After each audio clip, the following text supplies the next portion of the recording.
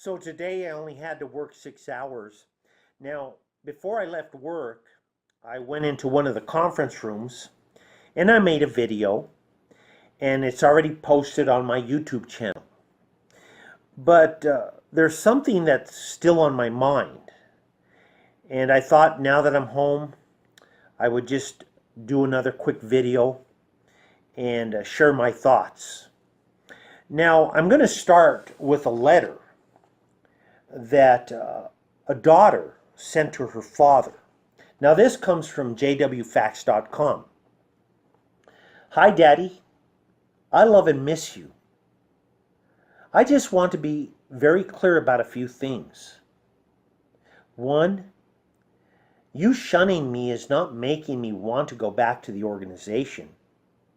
If anything, it is making me more sure that I never again want to be a part of a cult that splits families up. Two, you are shunning me. If at any time you want to be in my family life, I will welcome you with open arms. I would love to have a father again. Three, I hate to bring up the past again, but please let me remind you that I stood by you unconditionally when you were not going to the meetings, inactive, doing drugs, stealing, in jail, what have you. Yet it baffles my mind that you cannot do the same for me, your youngest daughter, who lives a very boring life, where all I do is raise my kids and try to provide the most stable household for them. I do not want to put my kids through what I went through growing up in the organization.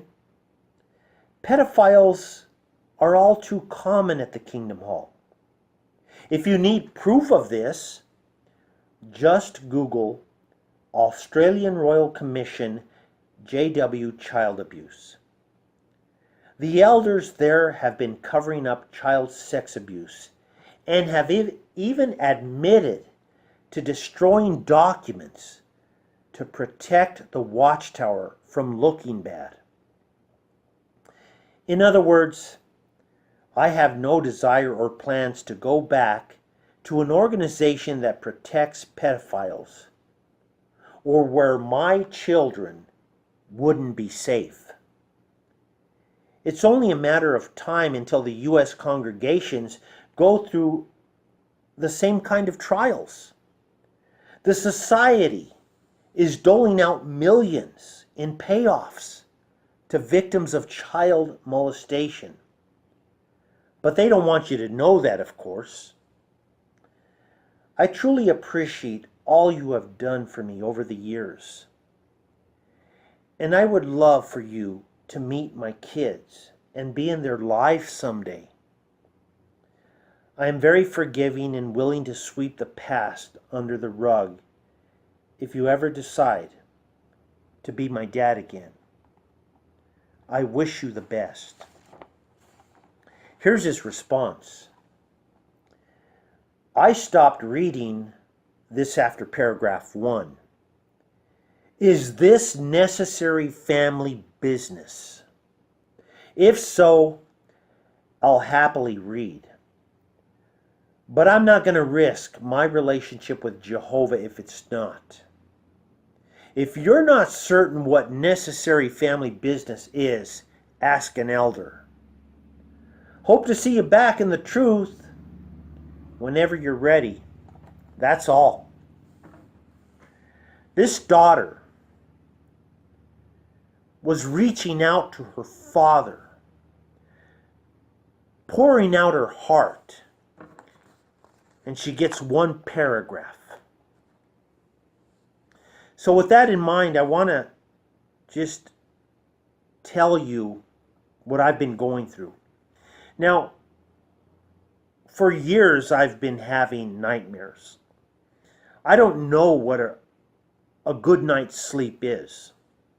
Now, it used to be Armageddon nightmares. I'm past that. It used to be people shunning me. I'm past that. But lately, my nightmares have centered around judicial committees. Now, I believe I might have shared this in other videos. When I was appointed as an elder, I actually detested disfellowshipping, shunning. Judicial committees, well, that's another beast in itself. But I hated the structure. Now, of course, I never made that vocal. I would have never been appointed if I made it vocal. But interestingly, when I was appointed as an elder, because I did not want to be in a judgment seat, I went to the presiding overseer. I know they call them coordinators now. And I was in a unique congregation. I was one of 11 elders. They hadn't split yet, the congregation. And I told him, I said, look, I am not comfortable judging people. And he said, that's okay. He was a pretty cool man. He said, just let the other elders know. But believe it or not, I knew men that when they were appointed as elders could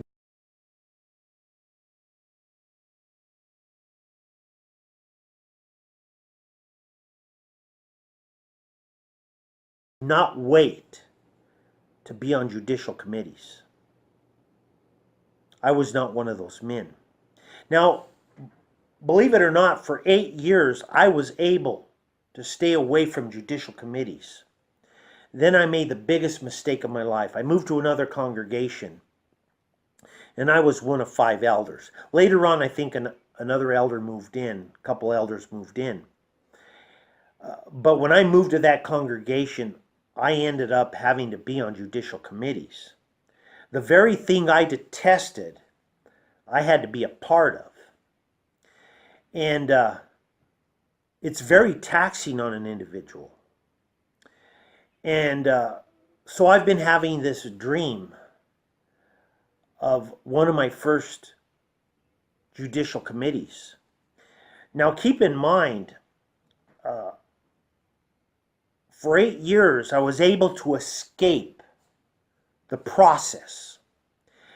Now, by the way, this process comes from 7 men. Well, actually, at the time they instituted it, there were more men on the governing body. But they're infallible. They're imperfect. And I believe it was in 1952 when they instituted this structure, the judicial committee structure, where imperfect men can judge other people.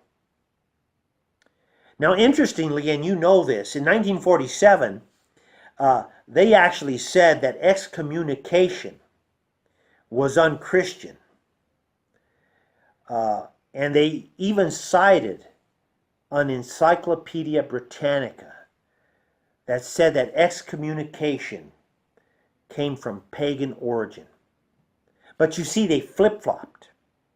And in 1952, it became the gold standard. And you know what they did? They cut imperfect men loose on congregations. Men that were not trained in psychology. Some of these men didn't even know their Bibles. I know. I served with men that didn't know their Bibles. That didn't comprehend the compassion of Jesus Christ. Take, for example, the illustration of the father. You remember, the son grabs the inheritance. He says, I want my inheritance. Takes off. And then realizes life isn't all that great. And he wants to be back. What does the father do? He meets him halfway. Where was this father when his daughter was reaching out to him? Why didn't he meet her halfway? So I want to talk about my experience with judicial committees. Now, again, I was able to stay away from that structure for a long time. And then I find myself in a structure that I never wanted to be a part of. And I was on 12 judicial committees. Now, that's not a lot. But remember, for 8 years, I was able to stay away from something I detested. But I ended up having to be on 12 judicial committees. 7 were disfellowshipped. And I always tell people this. When an elder can remember how many committees he was on and how many people he was a part of the disfellowshipping, you know that that man was affected severely. That the watchtower did some damage to him. Now, maybe some elders, it doesn't bother. But for me, it took a toll. And that's why I have these dreams. So I'm going to share the one dream that seems to plague me from time to time. It was actually my first judicial hearing. This sister had an affair, brief affair with a man, and she came to us. Nobody turned her in. And so we formed a judicial committee, and we have her in the room, and she's crying. And I'm thinking, we're going to meet this woman halfway, this sister halfway. Remember, that's what the father did. Son comes to the father, and the father runs out to him. So I'm thinking, this is going to be a slam dunk. She's going to be retained. And by the way, she did retain her husband. But anyway, the first thing the elders wanted to do was get into the details, and I put an end to that. Evidently, they forgot the account where Jesus was walking, and there was a woman. She had a medical problem. She was unclean, and she just touched Jesus' garment. And Jesus knew, because he felt his spirit leave his body, and he said, "Who touched me?" And there's this woman trembling, and she said, "I did." And you remember what Jesus said. He said, "Your faith made you well. Go in peace." He didn't chastise her. He didn't make her look bad in front of everybody else. He didn't humiliate her. But the two men, the two knuckleheads that I was with, they wanted to get into the details. That's sick. And you know that happens all the time, by the way.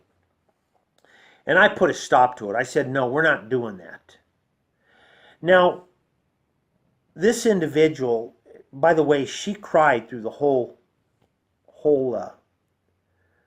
committee meeting. And I felt bad for her. And she said something that I didn't catch. She said, well, the reason I had this brief affair was because my husband hasn't been paying attention to me. We've been distant. He hasn't provided for me physically, spiritually, emotionally. And I didn't know that that comment was going to do her in. You see, the governing body, they give imperfect men a list of guidelines. You can't even look at the person and just see their turmoil. Remember when Jesus said, "Come to me, all you who are toiling and loaded down, and I will refresh you." Well, wouldn't that even include people that made mistakes? This woman needed refreshment, encouragement. But I didn't catch it when she said, you know, my husband hadn't been paying attention to me. And I feel bad for what I did. So we excuse her. Now keep in mind, the governing body cuts men loose on congregations, on individuals in the congregation. These men are not trained. I wasn't trained. Yeah, I had a list of guidelines, but I'm not a psychologist. I don't know why people sin. Even the Apostle Paul said, even when I try to do what is right, what is bad is present in me. Miserable man that I am. Who will rescue me from this body undergoing death? Even the Apostle Paul struggled understanding why people do things, why he did things. And yet the governing body give out this book of guidelines and then cut elders loose. Well, here's what happened. She left the room, and I said, we can work with this person. You know, we could be like that father that meets the son halfway. The other elders said no. Because, see, they knew the guidelines. And I knew the guidelines too, but I didn't catch it. And they said, go to page 93 in chapter 7. This is what it says. Does the person accept responsibility? Or does the person minimize or justify their bad course? And I said, what does that have to do with this case? And they said, well, she's shifting the blame on her husband. And I'm like shocked. This woman has been crying through this ordeal, having to be in front of 3 imperfect men, and just bawling, wanting help. And because they thought she was shifting the blame, because remember what she said? My husband hasn't been seeing to my emotional needs, and I made a mistake, and I'm sorry. And they wanted to disfellowship her. Where was the meeting halfway? Where the father met the son. We were 3 men. We could have met this woman halfway and said, you know what, we're going to help you. We're going to get you through this. But you see, judicial committees are not interventions. And I've said this before. They're not interventions. And by the way, just to add something, every individual that I was part of the disfellowshipping, not one of them stood up and said, you know what? I don't care what you men say. I'm going to do what I want to do. No, every individual that I was a part of the disfellowshipping, they wanted to stay in the congregation. So instead of following the life of Jesus, the teachings he gave us, we go by a bunch of outlines that the watchtower, that the governing body gives to determine whether a person makes a mistake or not, or to determine whether a person's repentant or not. These guidelines don't look into the heart. And yet the governing body cuts these men loose. And I was one of them. And you know, maybe this is why I'm plagued by this dream. I was too worried about my appointment as an elder. You see, after a couple hours of deliberation, I gave in. And I'm ashamed of that. I could have easily stood up and said, look, you get somebody else in here. Not going to do it. I'm not going to pull the trigger on this poor woman, this poor sister. She's begging for mercy, and you don't see it. But I gave in. And I have to live with that. And that's fair. I have to live with the other individuals that I was a part of the disfellowshipping. And that's fair. And so I'm plagued with these dreams. But in conclusion, what I would like to do, I would like to apologize. By the way, I have talked to a couple of the individuals that I was a part of the disfellowshipping. And you know, they hold no animosity. I never got a hold of this one woman. I think she moved to Denver somewhere. I wish I could talk to her and tell her that I'm sorry, that I didn't do the right thing, that I followed a group of policies instead of following my conscience, instead of following what Jesus would do. Now, in conclusion, one of the things that I'm very disturbed about, now I know that there's issues with, they don't know if there's manuscripts supporting this account, but in the book of John, there's a beautiful account where the Pharisees bring this adulteress to him. And they say, "What shall we do with her? She has been committing adultery. Shall we stone her?"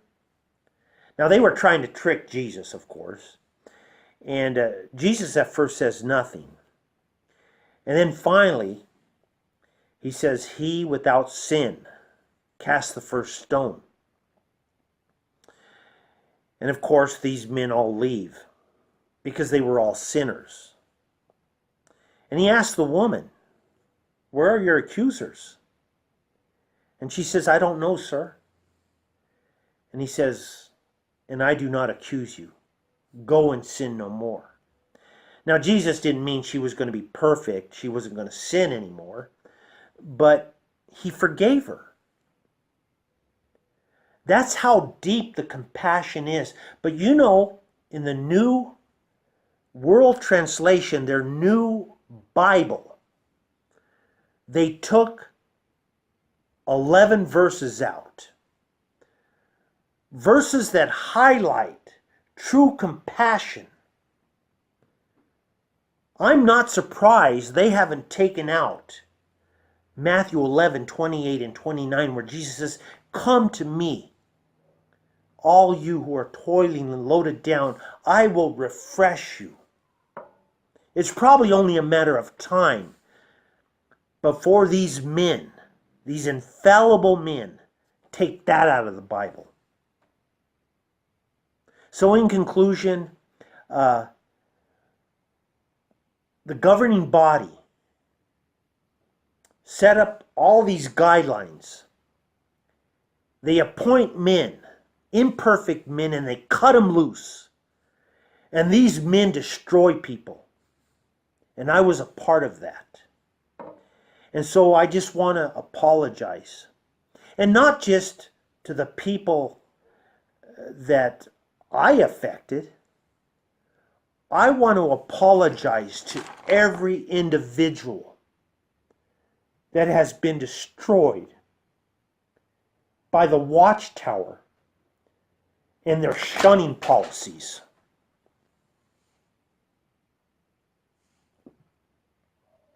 Sorry I did that. God bless you guys, and thank you for listening.